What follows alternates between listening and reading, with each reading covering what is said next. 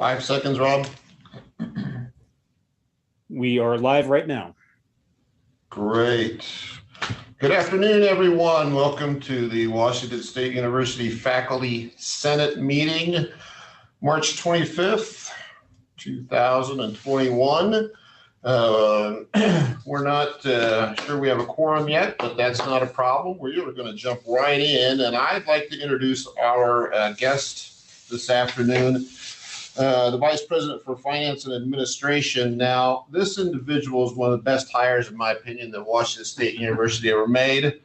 I embarrassed her a couple weeks ago when I told the Board of Regents that I felt that she should be considered for sainthood.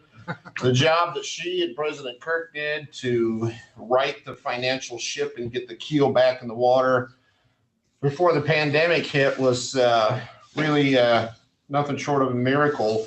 And I'd hate to see where this institution would have been when the pandemic hit if Kirk Schultz and Stacy Pearson hadn't been on board captaining the ship. So I would like to introduce right now Stacy Pearson. Please, Stacy, take it over. Well, thank you, David. Yeah, you have embarrassed me now. So, and plus you've pretty much raised the bar pretty high. So, but thank you very much for those remarks. You know, I've had a very long career in higher education finance. And so trying to stay out of budget deficit is something I've been doing for a long time. It's just not always that easy. So I appreciate that.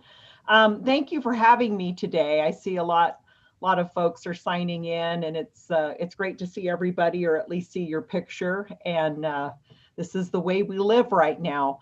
I have some slides because I want to walk you through basically where we are with the fiscal year 2021 budget. So believe it or not, we are 3/4 of the way through.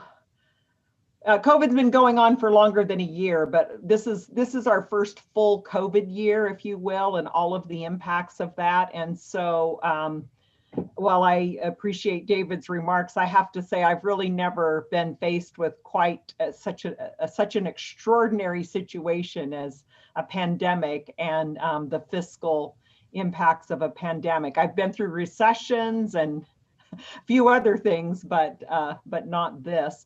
And so given that we are 3/4 of the way through the fiscal year and there are big decisions coming literally in the next month. And what I mean by that is we're going to get more guidance on federal funding for COVID. Our state legislature is likely to set our budget, both the supplemental budget for this current fiscal year, as well as for the next biennium. So those are pretty big items that are coming up that, that we'll be looking into. So I wanted to walk you through, this is where we are right now, and this is what we know. And when I do these slides, I think if I go in and do the full one, I'm not going to be able to see the chat. So I might have to have somebody just speak up and say you have a question. Obviously, we'll have time for questions at the end. So does that work? Yes. Okay, let's see.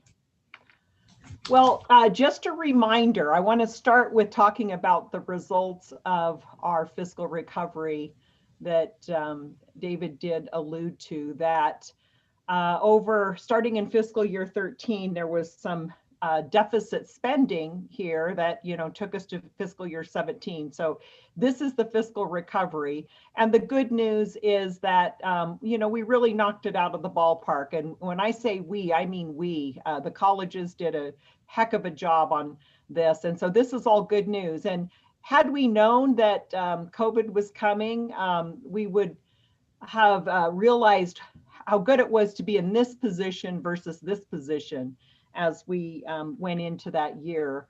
So it was good to know that we ended that way. This is a piece of information that we just shared with the regents about our fiscal year 20 financial results. And while there's quite a bit of data that they look at, I just wanted to show you, this is from an independent source that shows how we managed with our revenues and expenses over those 3 years, and really brought our numbers right back up to some of our peers. These peers are Moody's rated institutions. The green one is peers identified in our Drive to 25. So it really, on different scales, is pretty significant. And so when COVID hit, we still had 1/4 of the fiscal year 20 to go. So had we not received the CARES funding, the federal funding from last spring, we probably wouldn't have ended our year so well. And I think it's important to understand that, because CARES came in and basically gave us about $21.76 million split between direct aid to our students, and there's some information there about how we allocated those funds to our students, as well as to the institution. And to be honest with you, we were pretty much reeling at that point about what, we had so many things coming up. We were refunding our students for housing and meal plans because they were told not to leave campus and to not return. Obviously, some of them had to stay here because they didn't have another place to go. We had study abroad fee refunds, parking refunds, hotspots and wireless and Chromebooks, and just a myriad of things. And that funding came in very handy so that we could deal with those. And it also kept us in good financial position for the end of last fiscal year. To date, we've continued to incur expenses related to COVID. So in addition to that 10.88 million I showed you on the last slide, there have been an additional about 6.5 million, kind of broken down in that chart there. And that is directly related to COVID. So there was testing, there was supplies, there was Chromebooks, laptops, COVID-related leave time. That basically was due to if somebody was told that they had to be on leave, they had to quarantine, or if their children were sent home due to COVID and they had no other place to go, there was some aid available for that. So I want to point out here, these are primarily costs that were managed at the central level, plus those that were reported by the various colleges and campuses and other areas. And so it's not necessarily all of the costs, in other words, if they weren't reported. Now, because this is a federal grant, of course, we have to go through and categorize all of the expenditures in preparation for audit. So when we do get those requests, they're looked at in terms of seeing if they are eligible for that state funding. Federal funding. So obviously we couldn't just rely on federal funding coming in. There was additional state aid that was being discussed, and some of that did come into us through actually states received CARES funds, and some of that was passed on. We just like we had done during our 3-year fiscal recovery, we had to continue to restrict the use of carry forwards and reserves. This was a real hardship for everyone, because our plan had been in fiscal year 21 that we could lift some of those restrictions because we had achieved that fiscal goal, and instead we had to leave those in place. And then we also had to continue to cut costs and restructure, and in particular on the auxiliaries, because basically as they shut down and they didn't have revenues, we had to do lots of furloughs, and there were some layoffs in those auxiliary operations. So these were some ideas that we were working on back then as we went into the new fiscal year to see how we could shore up the fiscal year 21. Apologize for the busyness of this slide, but now I want to talk to you about fiscal year 21, the year that we're in right now, because we basically had finished last year the legislative session and had our budget set. And it says on this bullet point, it's literally sitting on the governor's desk when the pandemic hit before the budget was signed. So nearly all of the new funding was vetoed. We were able to continue with the funding for the medical school. So that was one thing that helped, but everything else was canceled. In April of last year, the revenue collections for the state were looking pretty grim, that those collections were expected to decline by about 7 billion. And then in June, that was updated to 8.8 billion. And then we received a letter from the Governor's Office of Fiscal Management to identify operating budget savings, and that's where we got our budget reduction. So WSU state appropriation reduction target was 37.2 million, and that's where our 10% appropriations reductions came in. And you'll see in this bullet point, it said that agencies were required to submit 15% reduction packages. That 37.2 million for Washington State translates to about a 10% reduction because of the impact of tuition, which is included in the appropriations. So basically, we had budget hearings last summer, and we talked about how we would do, how the colleges, how all of the units and campuses would manage a 10% budget reduction. And then in the governor's directive, it included modeling that same level of reduction for the next biennium. So literally a 3-year 10% reduction. And that exercise has been completed at WSU. And of course, we're pretty much through the first year of that. The other financial impacts were those auxiliary enterprises that I've referred to. Again, since they pretty much shut down with no returning to campus, significant revenue lost in all of those areas, all the student facilities, dining, housing, parking, just as you might expect. In addition, intercollegiate athletics lost revenue from their shortened or canceled season, no ticket sales, lost television revenues, that type of thing, which we have discussed a little bit before. And then student fees. We did Pullman and other campuses refunded a portion of some of the mandatory and service and activity fees after students deliberated. And then, when all of that's put together, we had about $100 million drop in revenues in fiscal year 21 that was partially offset by expenditure reduction, which includes that 10% budget reduction that I spoke about earlier. So that's what we're looking at pretty much for this year, is about a $60 million loss of revenue, net revenue for the year, that primarily being in those auxiliary areas, okay? So that large athletics number is about half of that. Housing and dining was another 22 or 23. We did have a decline in our net tuition revenues for this fiscal year of about $6 million. So those were all of the impacts there. So about the federal funding that came in for this year, we had CARES Act last March, and then at the very end of the calendar year this year is the CRRSA Act, the Corona Response and Relief Supplemental Appropriations Act. So we have CARES and CRRSA at this point. We had some state funds. Again, I mentioned that the state of Washington received some CARES fund, and the GEARS funding from that, the Governor's Emergency Education Relief Fund, provided about $1.3 million to WSU for fiscal year 21.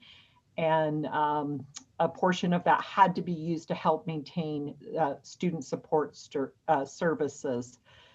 Then the CRRSA Act was another very large federal relief package, and the university received about 35 million. And so under this package, we had to use at least as much as we did under CARES for providing aid directly to students. So we used the same process that we had set up under the CARES Act. And then the remaining 24 million is planned to be used to defray more expenses associated with COVID, 19. And again, that can be lost revenue as you know. So there's the expense side. There's what we had to spend money on with testing and technology and that type of thing. But then we can also cover some of those lost revenues. And now we have the American Rescue Plan, which provides an additional $40 billion for higher education. And WSU is expected to receive a little bit over $60 million, and half of that money has to be distributed directly to students for aid. So to be honest, it really with this funding, we think that it's going to allow us to use the institutional funds similarly to the last federal package. And then we continue to gather that cost information and put it together. But because we actually don't have the actual guidance for this package, we're making assumptions, but once that's determined, we'll be able to, really put that information together. And so in this last quarter, where a lot of that pieces of that puzzle will come together. So whether I'll be able to present to you before the end of the year or maybe early next year, of course you'll read about some of this in our news, but we'll certainly present that as soon as we know. So these are the remaining, where we are today, the significant unknowns. And again, it's those specific uses for those funds and the fact that we do have 1 year to spend the CRRSA funds. So that will cross between this current fiscal year and next fiscal year. And that's good because now we have vaccination costs and other costs, as well as, preparing the campus for fall term with more in-person with students back and that type of thing. And so all of this has been impacted by just timelines and things and not getting those directions, so we can make the assumptions about how we can spend that money. But it's really important for us to be able to plan that, because what we need is kind of a good fiscal recovery in our fiscal year 22. This next major bullet, the final state appropriations for the current fiscal year and the next biennium, we're expected to see this new revenue forecast at the end of this month. And then in about a month, the regular legislative session will end. So we really will know where we stand. And it's kind of a mystery now, because as I mentioned earlier, basically, we don't have any new confirmed information beyond the 10% budget reduction in state appropriations reduction that we were given last May. While there's been a lot of talk of economic recovery, there's been no action to change that amount. So we don't have the ability to say, oh, well, let's just lower that budget cut because, we don't have anything indicating yet that what the state budget will be. So that's that we're in that process right now of trying to figure out what they will do. We just received the House and Senate actions on our capital budget, and they are looking positive. So, that gives me some hope that the operating budget will also improve. Student tuition and activity fee rate adjustments are currently under deliberation. This is what we do every year about this time.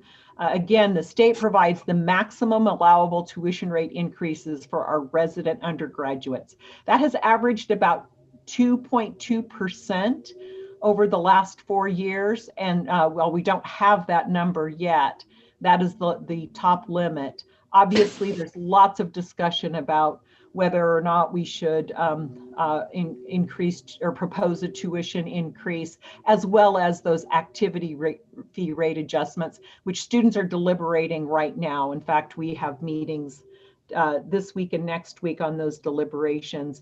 And, those impact students because the student activity fees do support the activities that student government and other groups rely on. And so while everybody's very sensitive about raising anything, any of the rates for students to pay, their budgets have been hit very hard this year as has nearly all of the budget. So it's a kind of a tough decision.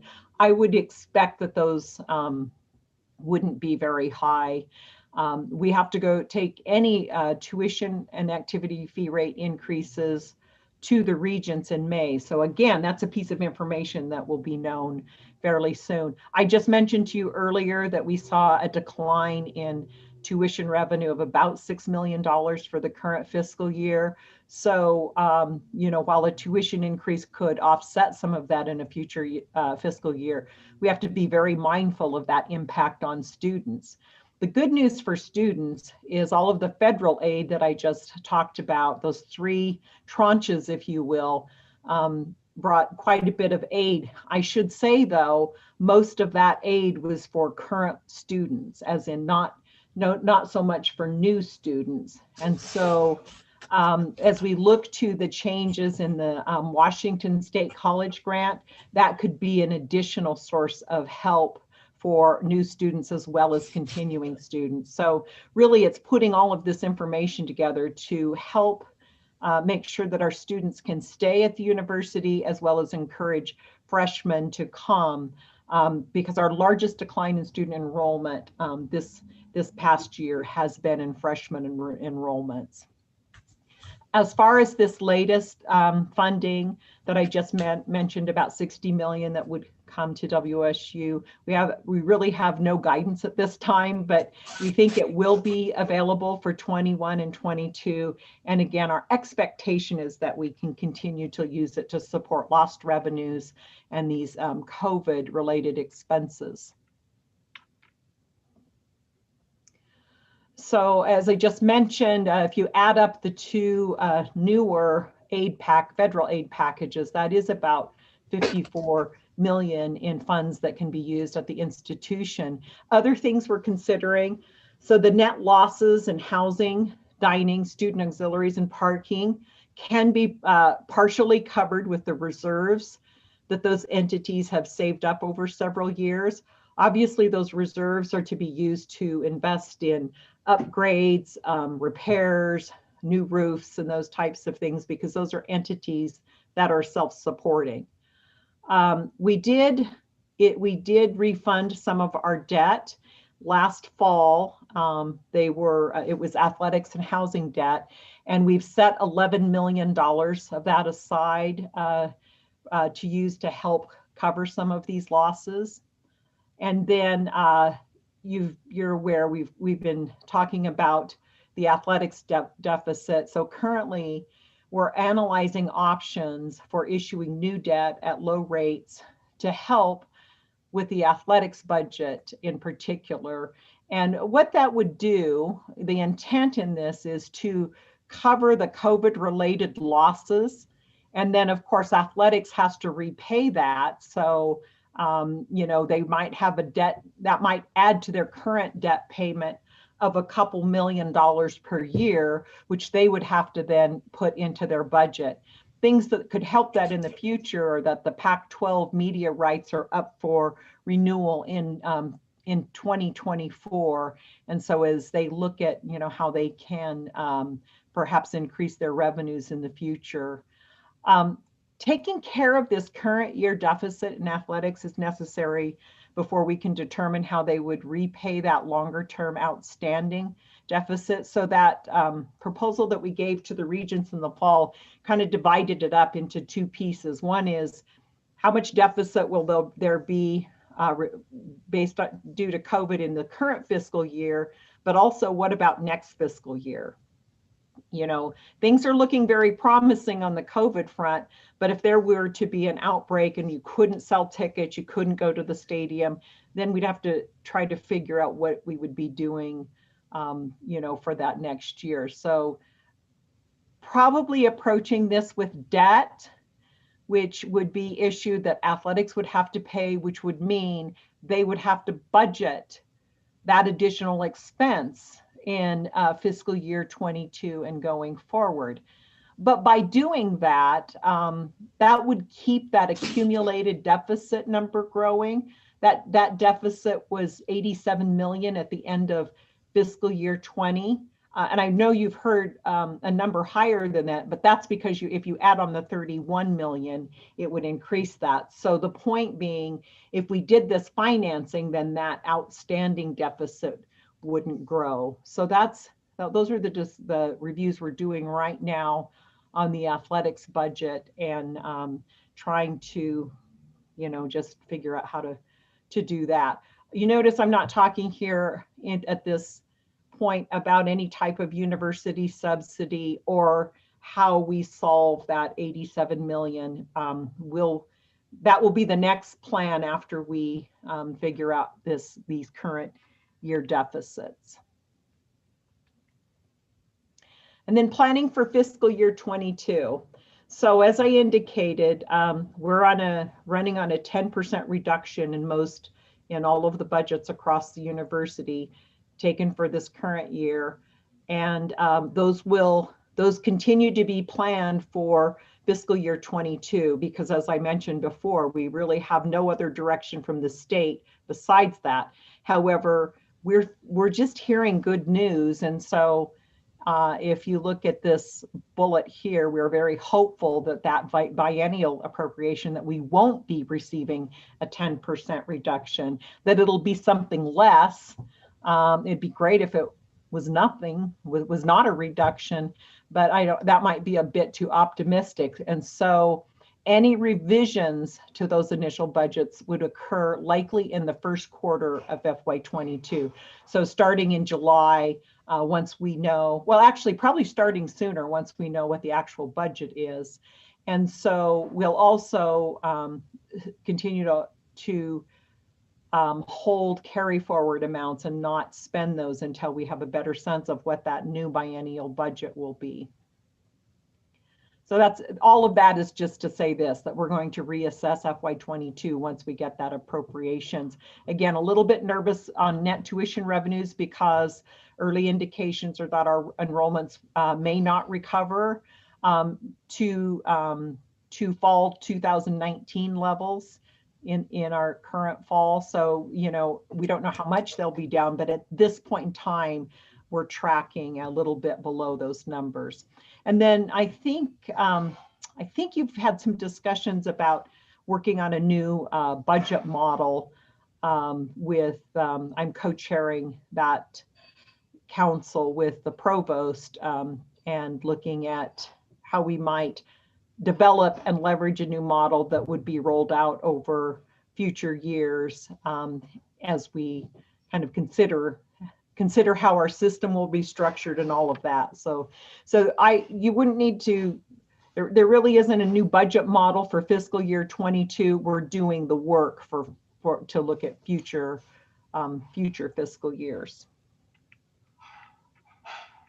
And then I had this slide, but really it was just in case you had questions about the debt service that I referred to. This is a slide that depicts our annual debt service payment, which is about 53 million, and basically how it's broken down. And so, for instance, this black strip is athletics. So there'd be an indication if we increase their debt that would be in their annual debt service payment.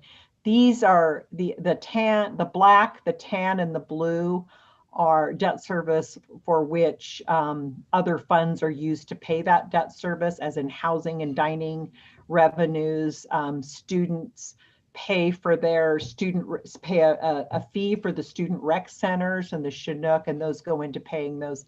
And then athletics pays their own deficits. Then the others really come out of the university's operating budget. So that was just for illustration purposes.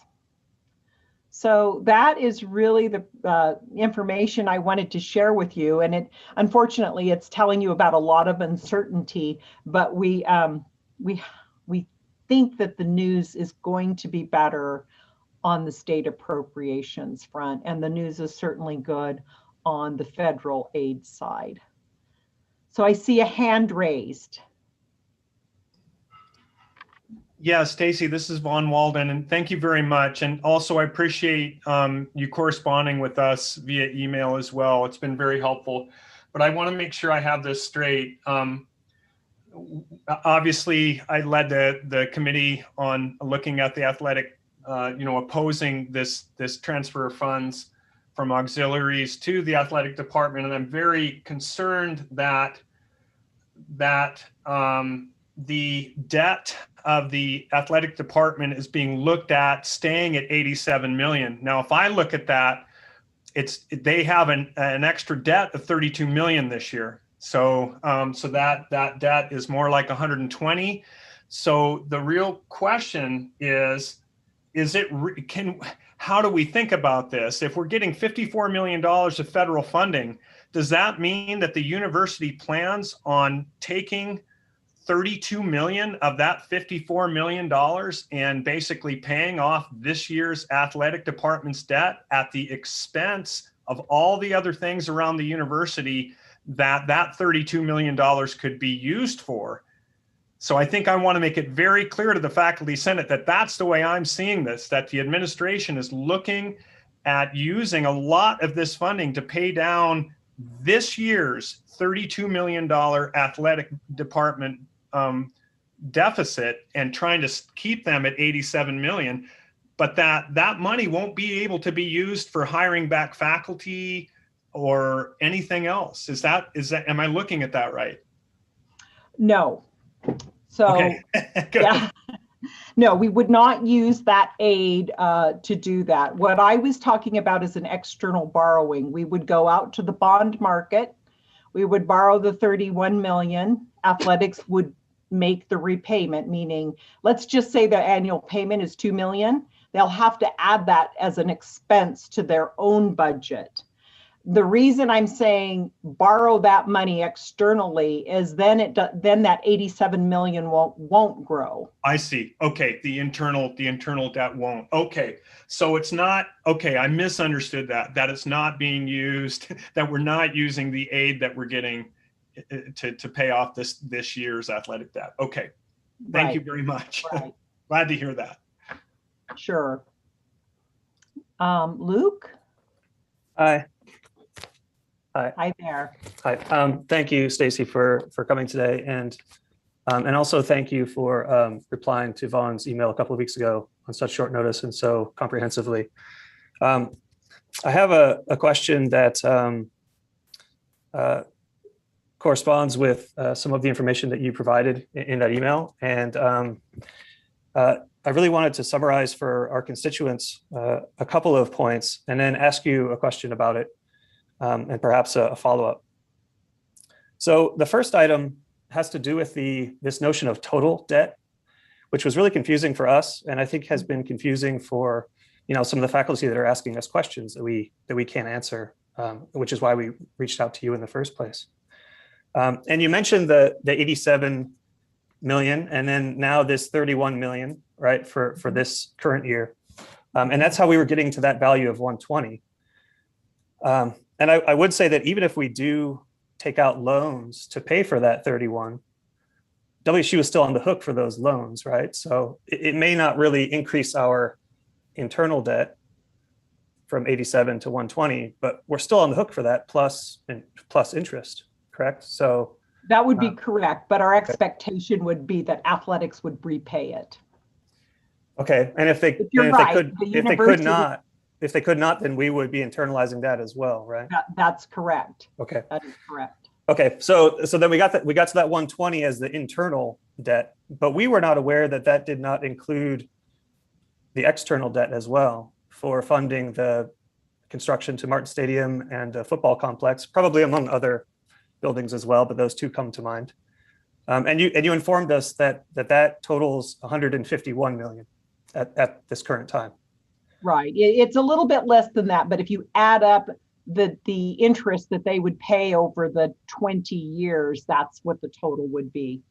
That's and we're, right. Those facilities were built. So athletics in the university are legally on the hook for that. And of course, they're making those payments right now. But you're correct. That 87 million is an accumulated deficit from annual operating deficits that occurred over the years. Okay, so those two together then, which is what I would call the total debt, right? I mean, it's the money that we are on the hook for that has been spent on the behalf of the athletics department. That's closer to 270 then, or as of next or this coming summer, it will be on the order of 270. So 150 plus the 120, which is a number that's much, much larger than what we've seen in the newspapers. And it's actually much larger than most of us faculty were aware of.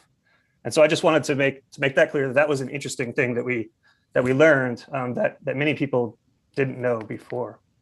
The other item. Oh, I'm okay. sorry. Go ahead. The second thing that I thought was important, because we were getting questions about this, had to do with how that 270 million was going to be paid for or repaid in the case of the internal debt.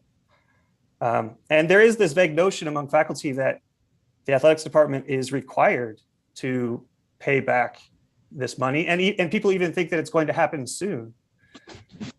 But what we learned from your email was that actually there is no formal agreement or contract or written document whatsoever that requires them to pay it back on a certain basis or by a certain date or any kind of installment plans, which was also, given the amount that we're talking about here, was kind of concerning to us as well. And so I wanted to, to answer people who were asking those questions and who kind of thought that, well, yeah, there's this plan, right? I mean, they must have this agreement. They do have to pay it back. And in fact, they're going to be paying it back soon. It was interesting to find out that that's not necessarily the case, that there isn't any kind of binding contract that would ensure that this happens, let alone that it happens on a certain, like you'd pay back your mortgage, right? I mean, when your payments are, or like we're paying off this external debt. We know that in 2039, we'll have paid off the principal and the interest. I mean, there's no interest on the internal debt, but it was surprising to find out that there wasn't some kind of written agreement that if we float you all this money, we expect to get it back. We need it back, and we expect it back by this time. So those are two things. I think you're talking about the 87 million there. Yes, I am. Yeah, yes. You're right. There was no agreement that would be repaid, and that's what we're heading into, is getting all of this formalized as we go forward about what will happen, what the intended path forward will be. On that capital debt that the 150 million, that is a legally obligated debt, and athletics is, quote, on the hook for it.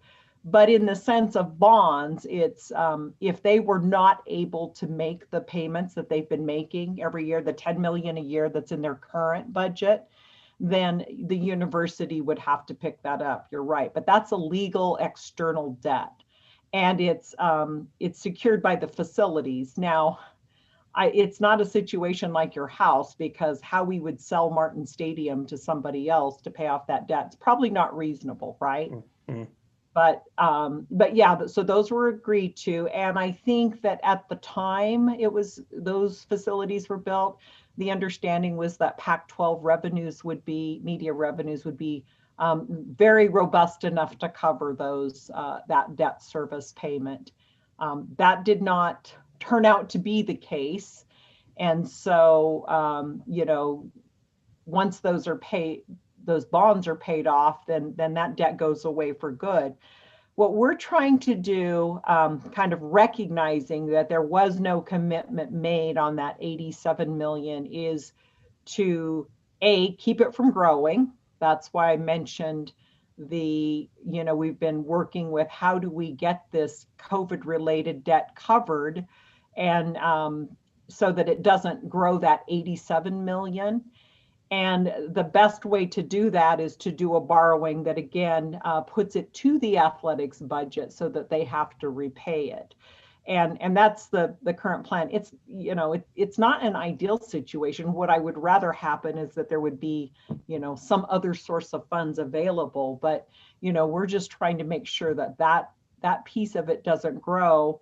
We're basing the assumption that the athletics revenues will return, the revenues that they can expect from ticket sales and from those other sources, so that they can pay that additional amount each year to cover this 31 million that we're talking about.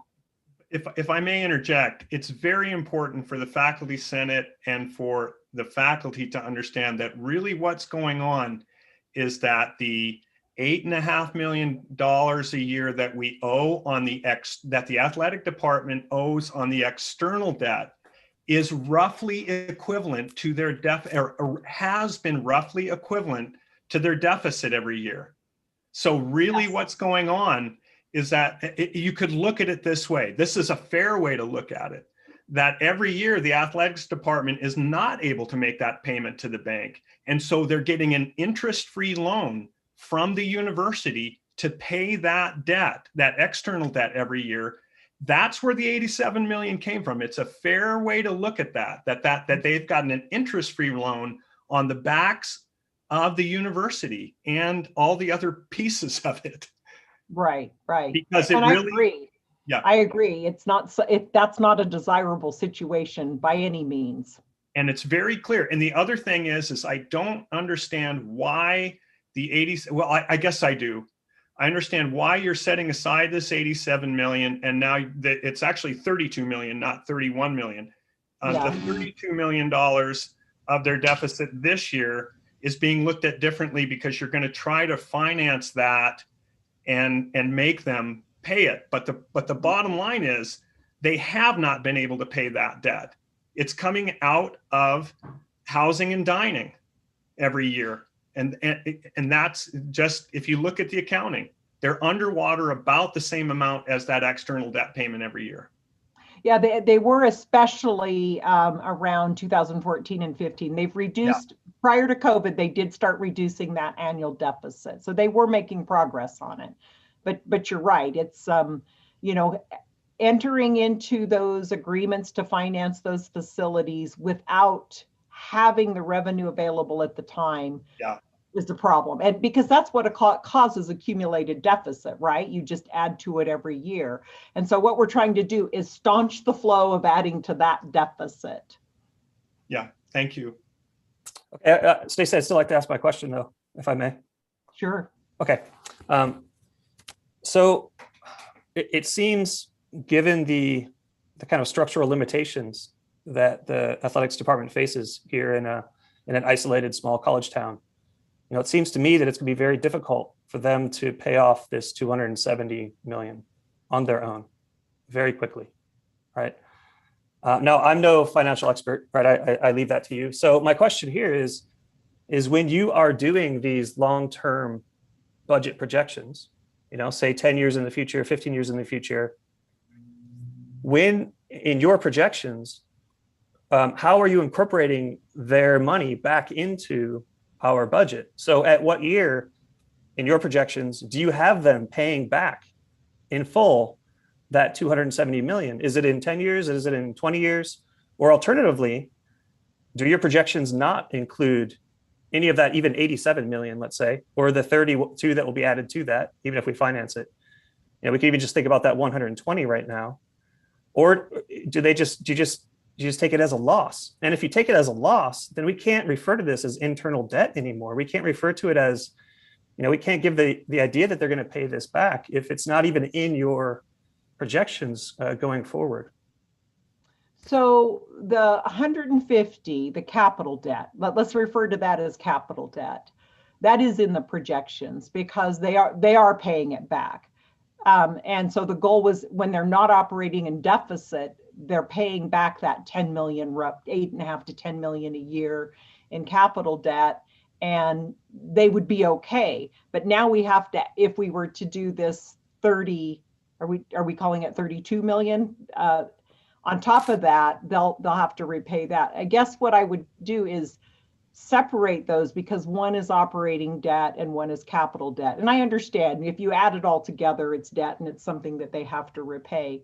The problem is that, this all of this already exists. So it's, how do we dig out of it? Does that make sense? It's really unfortunate that the 87 million accumulated deficit came to be on top of the capital debt. But now, my job is, how do we get out of this?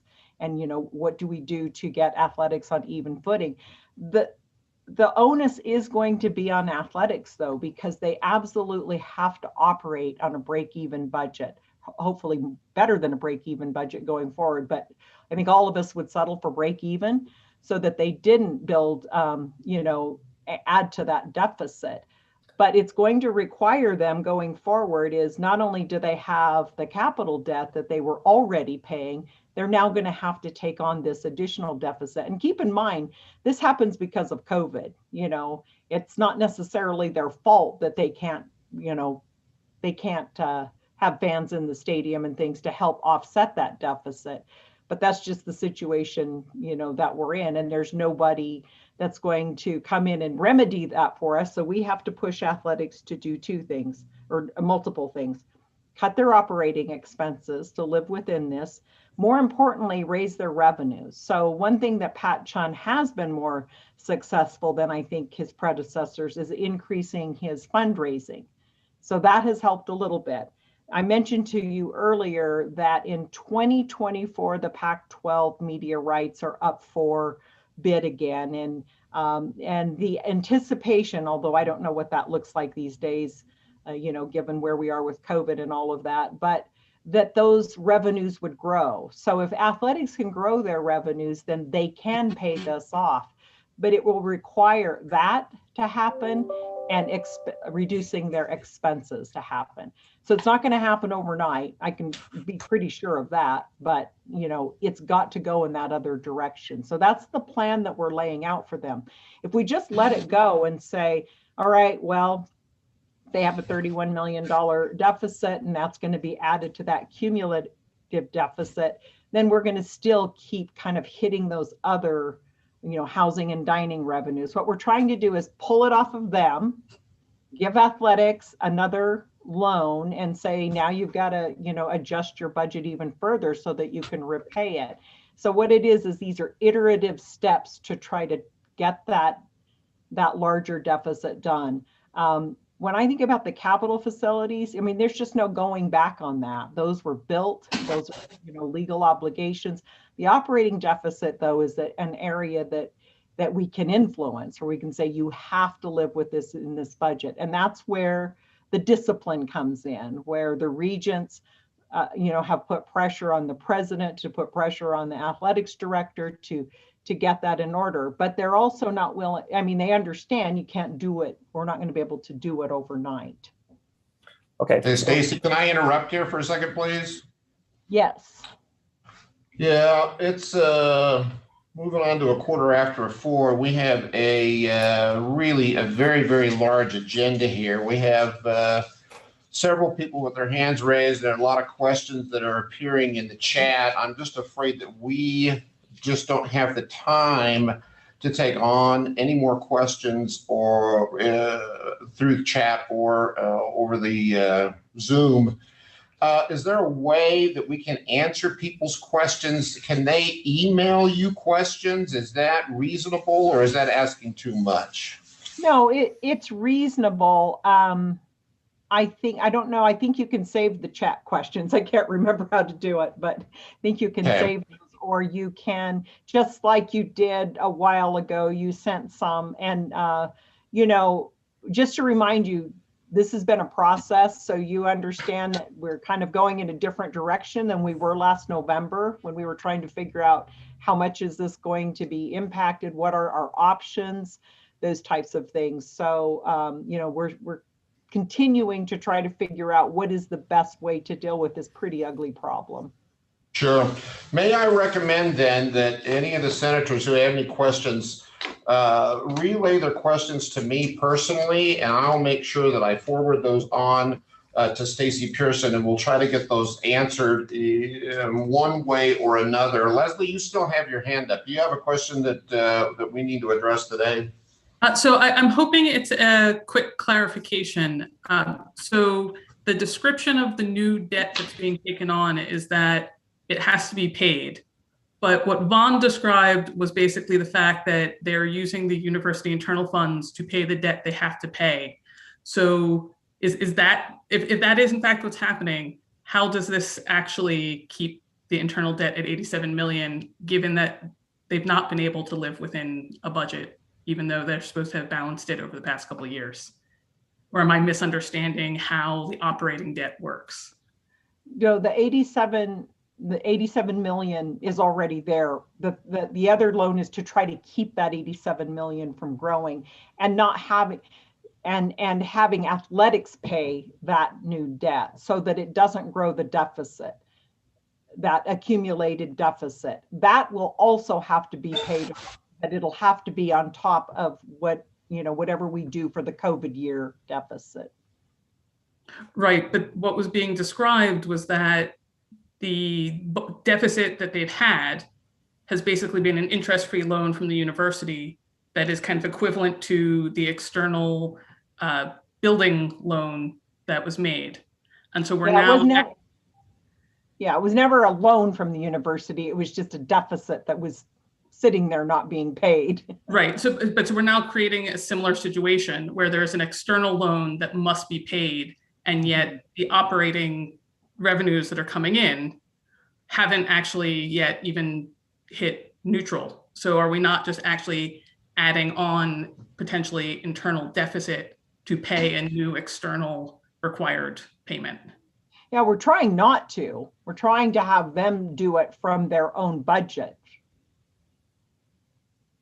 Okay, yeah, they just seem to have trouble balancing their budget, and we're adding another cost to that budget, which is my concern. Right. Yeah, and it's certainly not anything we would want to do. It's something that you couldn't stop because of COVID, because nobody realized that they wouldn't earn any revenue this year. Yeah, thank you for that, and thank you for giving me the time to ask the question when we were trying to move on. Sure. You're welcome, Leslie. Happy to do it. Stacy, Matt Udelson, our executive secretary, is going to save the chat. We'll try to take all of the questions in there and put them together into one nice package. And then if any of the other senators have any questions, they can certainly send me an email, and I'll be happy to collect that and forward those on to you, Stacy. Listen, I want to thank you so much for your willingness to come in and meet with this group today. Your generosity and your ability to answer the questions has been just terrific. And I'd like to reiterate again the fact that I'm just so happy that you're here at Washington State University. I don't know what we'd do without you. Thank you.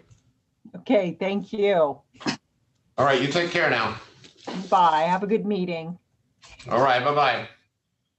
All right, I'd like to call the meeting to order. We have a quorum, and the first thing we'll do is we'll start with the approval of the minutes from March 4th, 2021. Are there any corrections to the minutes?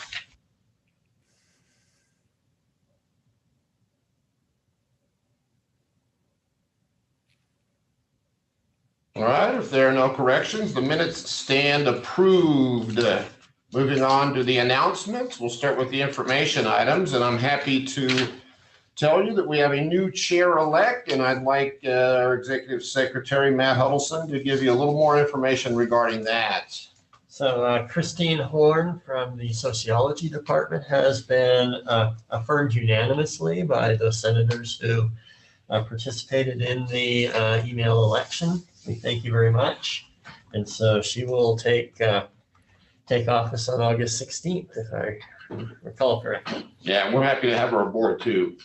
Moving on, the next information item is the minor change bulletin number 10. Information item number 3, the Senate leadership met with the president and the provost on March 24th, and you should know that they are both scheduled to speak at the next Senate meeting in 2 weeks. Information item number 4, the Research and Arts Committee approved the interim institute status of the Institute for Northwest Every Futures. An application to establish full institute status will be submitted in the coming months. Information item number 5, proposal of intent to rename an academic program department or college as a proposed unit. We have a proposal of intent for the Elson S. Floyd College of Medicine, Department of Translational Medicine and Physiology. And then finally, number 6, we have another proposal of intent, and this one is the Paul G. Allen School for Global Health. All right, moving on to the reports. I'm going to make this brief because we have so many action and discussion items today. The first thing that I would like to do in my report is to thank somebody who's been with us for, what's it been, 12 years, Gail? Yeah. I'm telling you, having Gail Anderson in our office has been a godsend. She is the one constant, and having her in there has kept us on track for many, many, many years. And I just simply don't know what we would have done without her. And I'm sad to say that she's retiring and that this is her last Senate meeting. So I would really appreciate it. I wish we were over in food science and human nutrition building, because I know this group would give her a standing ovation. So if you could do things through your Zoom and your reaction buttons, I would really appreciate it.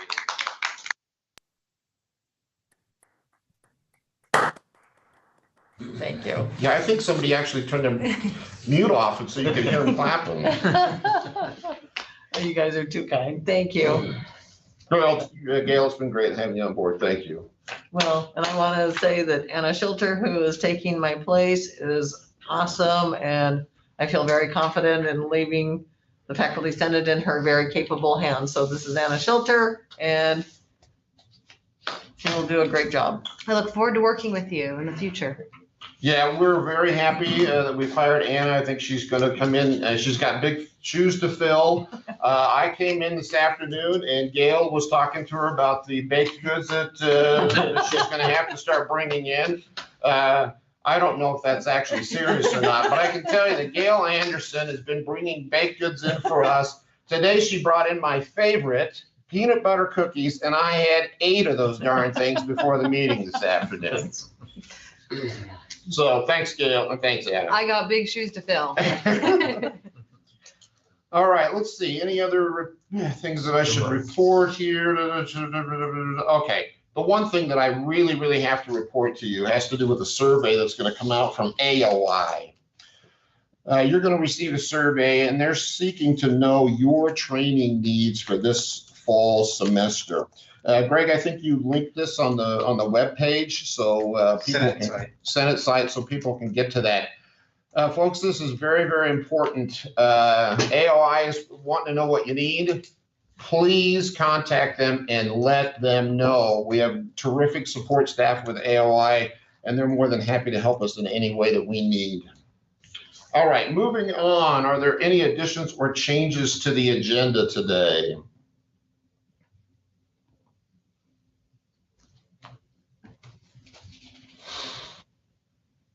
All right, seeing none, we're going to move forward into the action items.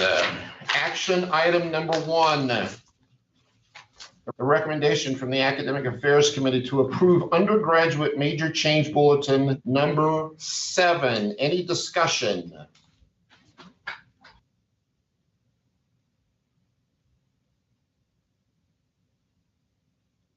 All right, seeing no discussion, let's take a vote.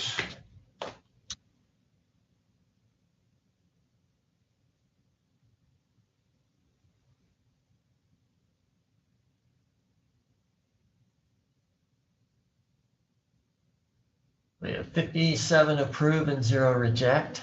All right, action item number 1 passes. Moving on to number 2, the recommendation from the Academic Affairs Committee to approve the revised rule number 6 having to do with transfer credits. Any discussion regarding action item number 2?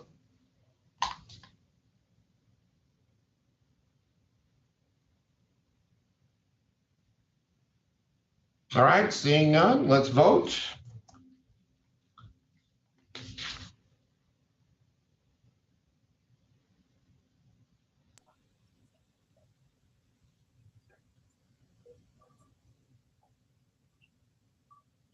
We have 53 approve, 0 reject. 54 approve, 0 reject. All right, number 2 passes as well. Number 3, recommendation from the Graduate Studies Committee to approve the Graduate Major Change Bulletin number 6. Any discussion?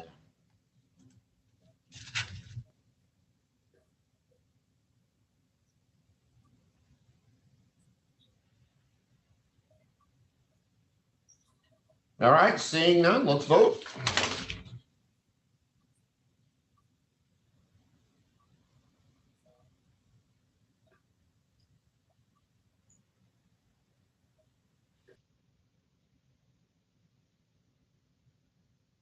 Okay, we have 52 approve, or 54 approve, 0 reject. Number 3 passes. Moving on to number 4, the recommendation from the Graduate Studies Committee to approve the Graduate School Policies and Procedures Manual. Any discussion regarding number 4?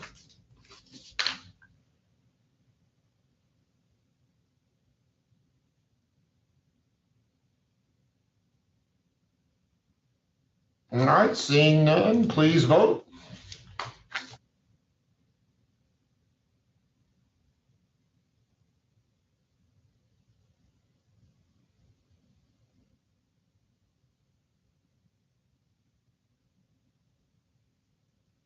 Okay, we have 53 approve, 0 reject. Number 4 passes. Moving on, number 5, the recommendation from Faculty Affairs Committee to approve the revision in the faculty manual, section 3C9. This has to do with faculty furlough and or temporary salary reduction in a time of budgetary crisis. Any discussion of action item number 5?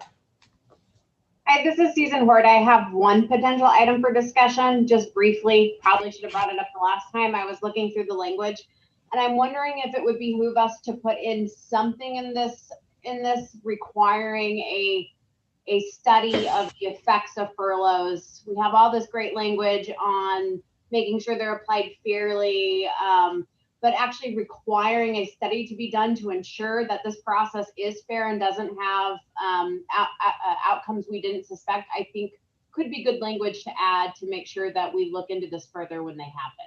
Just a thought. Steve, does that make sense to you? It does make sense. I think what I would like to propose, though, just because we're running out of time this semester, is that we make sure it gets to Faculty Affairs Committee and we consider it as a addition to for next year or next time we get a chance to do it. And I promise you that we will do that. But it sounds very reasonable to me. I'm fine with that. My concern is usually we try to apply it fairly, and studies show that there's unintended consequences. So I'm fine with that suggestion. Right. Yeah, I hear you. All right, so Steve, I don't believe that you're going to serve as chair of that committee next year. Is there a way that we? I'm meeting with the committee meets next week, and I will make sure it's on the agenda. And I've talked to the people who will take over leadership, and we'll make sure that it gets there. Okay, and then they can reach out to Susan and make that connection. Right. Can you please email me just so I just know who my connection will be. Yep, no problem. Thank you very much. All right, any more discussion of action item number 5?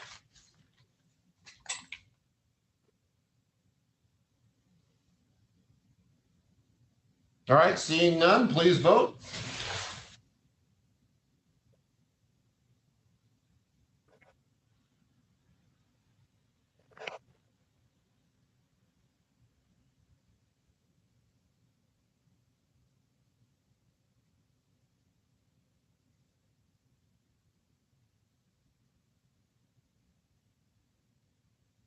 Okay, we have 49 approving and 3 rejecting. All right, action item number 5 passes. And finally, number 6, the recommendation from Faculty Affairs Committee to approve the revision to the faculty manual, calendar days to business days. Any discussion of action item number 6?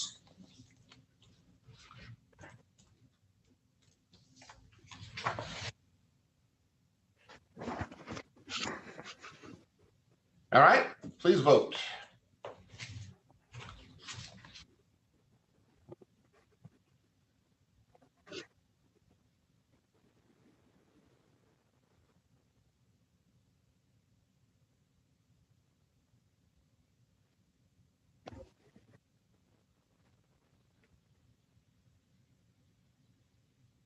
Okay, we have 52 approve and 1 reject. Action item number 6 passes. All right.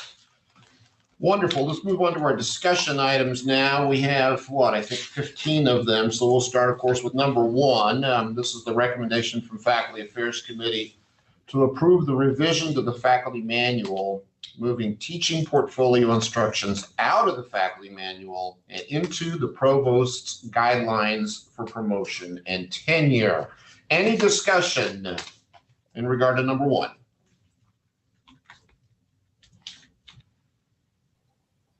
I'm just curious about the why we're doing this.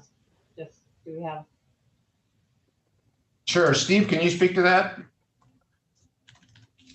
Sure, we tried to outline it in the exhibits, but basically it's out of sync with the rest of the faculty manual. This is part of the first 2 steps to try to fix the faculty manual around reviews, because it's kind of a mess and it's sometimes contradictory. The teaching portfolio is very prescriptive. It's very detailed, unlike the rest of what's in there. It's also it makes it very difficult to adapt that as we learn more about how to do that better. It results in a document that's highly repetitive with a CV. And so the idea is to move it out and we could work on it. And another part of that is to develop portfolios for other missions of the university. So recognizing that people who do research can have a research portfolio, people who do outreach and engagement could do that. And so we wanted to move it out so we could begin to develop those processes to make sure there's opportunities for everyone to showcase what their activities are. It's very difficult to do that in the faculty manual because it's so difficult to change. All right, any more discussion? Thank you, Steve. All right, moving on to discussion item number 2, recommendation from Faculty Affairs Committee to approve the revision in the faculty manual review of faculty, section 3C4. Discussion?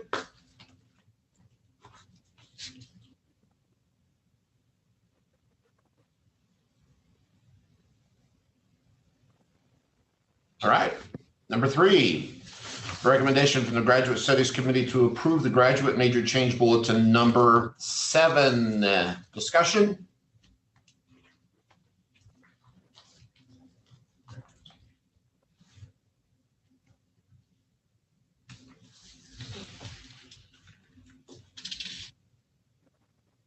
All right, hearing none, we'll move on to number 4. This is the recommendation from the Graduate Studies Committee to approve a new degree in Master of Engineering in Civil Engineering. Discussion over number 4?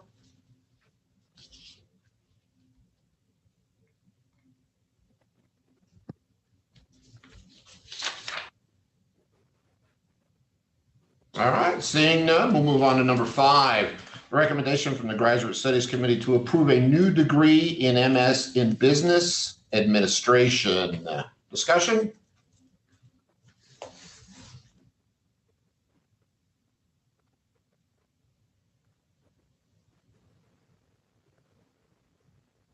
All right, moving on. Number 6, recommendation from the Graduate Studies Committee to approve the revised plan in Master of Engineering and Technology Management. Discussion on number 6?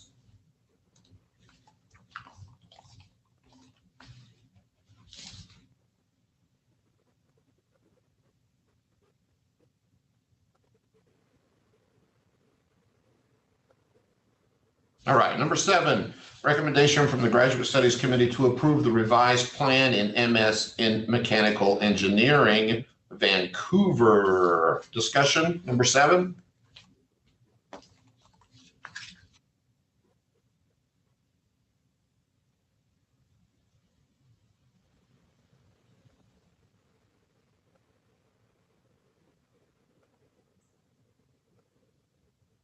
All right, seeing none. Number 8, recommendation from the Graduate Studies Committee to approve the revised certificate in Applied Measurement and Quantitative Methods. Discussion number 8. I had a quick comment. Yeah, Renee. Yeah, I'm in the psychology department. Psych by 15 as labeled here has the incorrect title.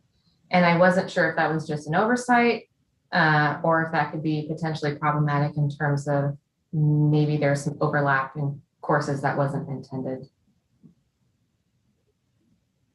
Umesh or Gary, I imagine you're just using the information that came to you. Any comments on that? That is exactly correct. We are unaware of anything overlapping. We are using just what we were provided. If you would like to send a comment or something, we are having a meeting on Tuesday and we could discuss it. I don't have major concerns. I just wanted to let you know that the title is incorrect of that course. Okay. And I'll just add, it's a very different course than what moderation and mediation would be. It's actually multi-level and synthesized data, which is structural equation model and HLM, and meta-analyses is what the course description is. You know what it sounds like to me is that Renee and Tammy ought to give you some information, Gary and Umesh, and if you would be so kind as to check with the unit that spawned that and just double check on that class. Are you okay with that, Gary? I'm absolutely fine with that. That would be great. You send it to me, we'll take care of it. Is that okay with you, Renee, Tammy? Definitely. Thank you. Sure. Great, thank you. And then if there is a change, we'll just make that change for next week as it moves to an action item.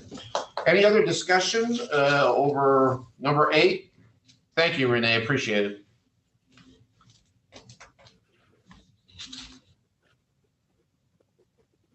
No more discussion. Let's move on to number 9. The recommendation from the Graduate Studies Committee to approve a new certificate in human nutrition. Discussion of number 9, please.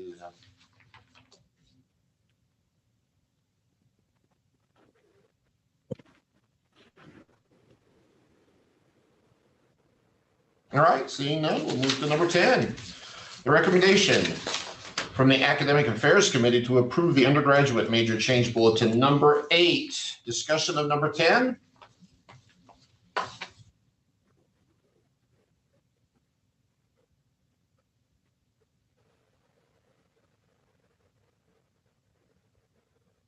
Moving on to number 11.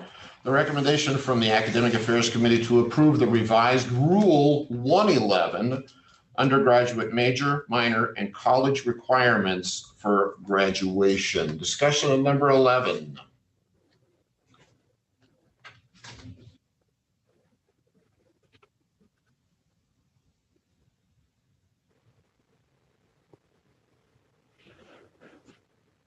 All right, moving on to 12. Recommendation from the Academic Affairs Committee to approve the revised Rule 20, permission to audit. Discussion of number 12.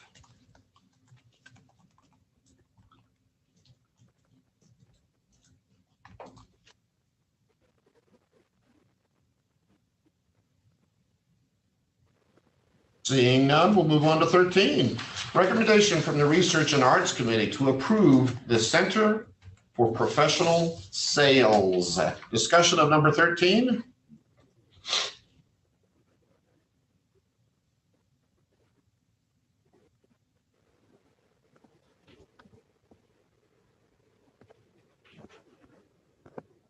All right, number 14.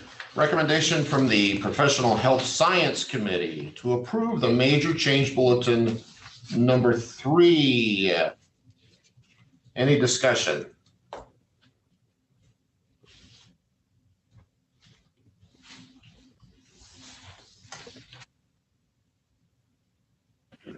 All right, moving on to our last discussion item, Committee on Committees. Recommendation from the Committee on Committees to approve the special appointment of Jeb Owen to a third 3-year consecutive term on the Research and Arts Committee. Any discussion of number 15?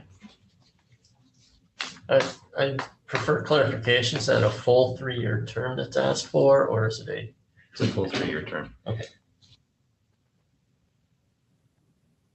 The only discussion is that his last name is Owen without an S.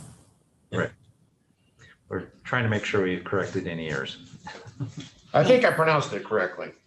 You did. You did. You did. I just don't want any loopholes for Jeb.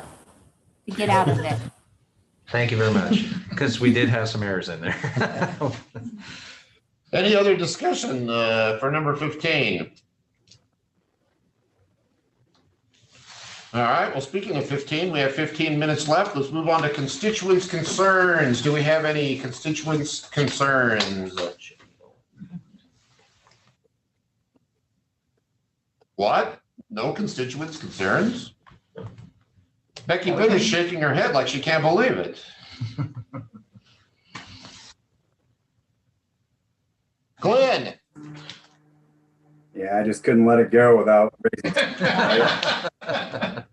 So I'm looking at the timeline for one WSU system development, and I gotta say I'm just really perplexed about this timeline with an announcement in January 2021, release of plan to appoint the WSU Pullman Chancellor with appointment announced for WSU Pullman Chancellor in September 2021. Doesn't that seem to be a bit quick? And what kind of role will we be able to play as a faculty senate in those decisions? I mean, that sounds like an awfully quick search for such a high-level administrative position. Well, I think Doug, Call, and I can both speak to that. Both Doug, Call, and I are in the system council, the group that is kind of overseeing the system change here. I'm not sure that there's actually going to be a search. My sense on this is that the administrative positions are going to kind of be reshuffled. There's going to be some reappointments, and the job descriptions are going to change. And in effect, what that will do is it will avoid redundancy across the system, and it will put people in better positions in terms of knowing what their actual roles and responsibilities are. And so from my perspective, Glenn, I can understand where you're coming from, but from my perspective, and maybe it's because I'm on the system council, I'm not feeling any angst about that right now, but I'd like to let Doug Call speak on this in this conversation as well. Doug? Well, I'll just point out, thanks, Glenn, for your question. Both Kirk and Elizabeth have said that these are nothing's in stone on these. These are just projected times. So, and it could be overly optimistic as you're suggesting. We'll just have to wait and see.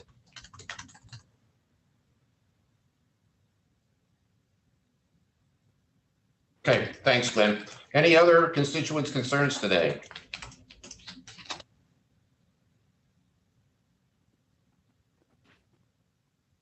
No?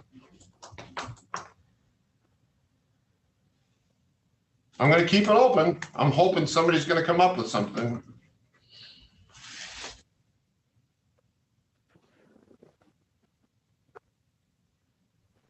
I have a question. I apologize. Okay. I'll do it. Is that No, I know Robin? you're Okay, I kidding. knew if I waited long enough, we'd hear from the Tri-Cities, Robin. All those troublemakers, that's what that T stands for. So there seem to be a lot of questions for Stacy Pearson, and I totally appreciate that she'll take emails and gonna respond to those, but I, just as someone who's listening, it'd be great if we could see those responses. Oh, you will, believe me. Yeah, so will they be set up, do you think, on the Faculty Senate website? Yes, that's my intention, absolutely, Robin. We'll communicate those questions to her, and then we have every intent of putting that up on the Senate website so it's public knowledge. Okay, and I do appreciate all of my colleagues who spoke up. Those were very informed questions, and I appreciate that very much. I also have a large concern about them coming out of auxiliary funds from all the campuses. So anyway, I appreciate that. And Gail, I appreciate you too. I'm done now. No more concerns from me. All right, yeah, I'd like to thank the ad hoc committee again. I think Von Walden did a marvelous job of chairing that ad hoc committee, and obviously Luke spoke to the Board of Regents. Yeah, a lot of work's been put in on this. We're not out of the woods yet on that, but I think the important thing is that we keep the lines of communication open, and my sense is that somebody like Stacy Pearson is very open and has been incredibly responsive to all the questions that that we've thrown her way. All right, I think Jin Liu, I think you have your hand up. Hi, this is Jin Liu from mechanical engineering improvement. So I just have one question about, during the last few meetings, we have been discussing about, moving 3 million to the athletes, and it's going to be discussed in the region meeting, but it looks like they are not discussed. So what happened to that item? And any idea? Are we talking specifically about the recommendation from the president to spend $2 to $3 million for the Pac-12 dues? Yeah, that's not an action item until, when is that an action item, Greg? So two people have asked me about that, and I was asked to talk about it. So I did bring it up to the regents, and everything's on YouTube, on the Faculty Senate website. You can follow it and see what they said. But it was a future action item, and it was part of the whole budget proposal, the athletics budget that the Board of Regents has to vote on and approve. And so if it's a future action item, last time it'll go up as an action item in May. But if there's still a lot of uncertainty, it could actually extend, so they could vote on it in the summer.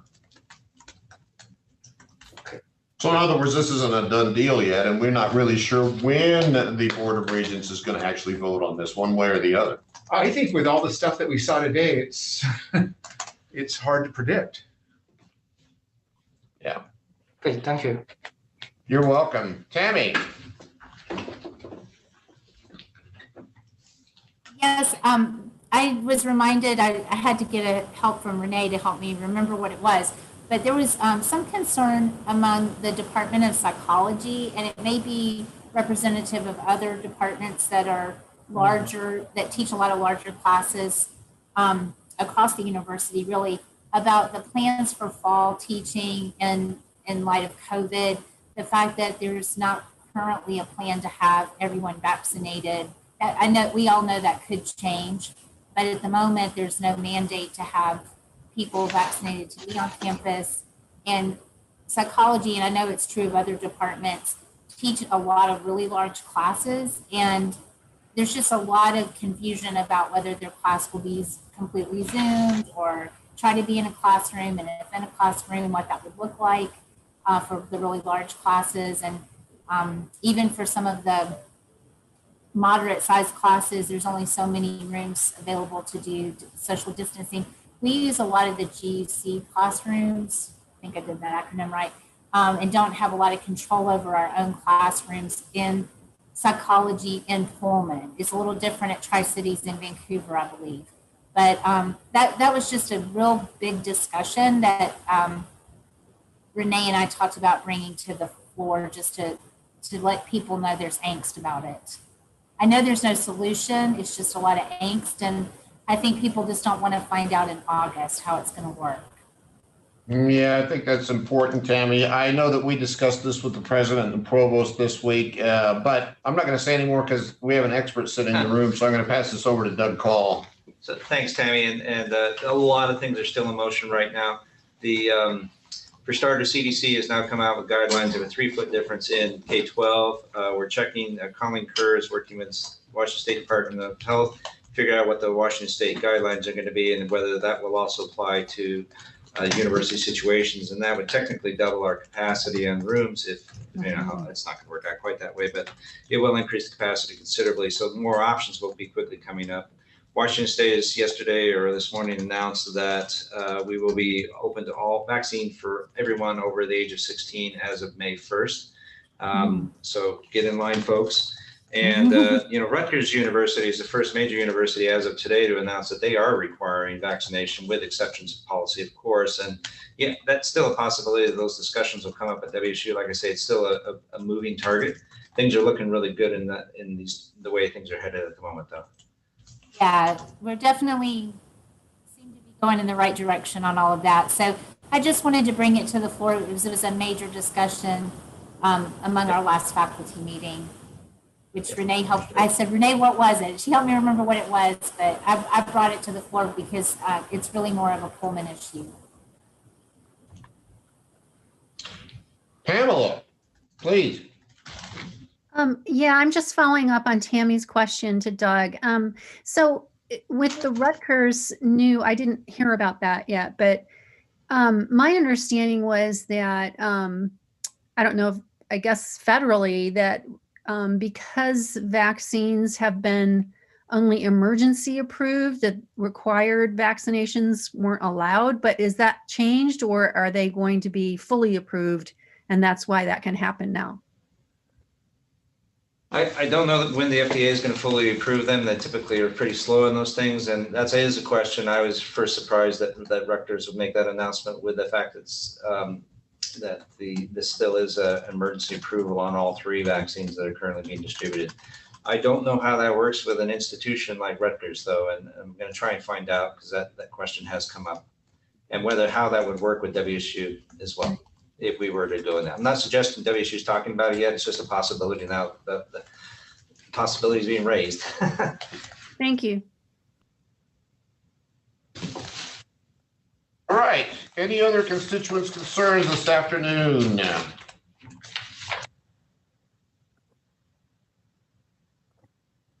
All right. We're done 5 minutes early. Really proud of the work we did today, folks. Thanks so much. Unless anyone objects, we're adjourned. See you in 2 weeks. Let me save the chat before we leave.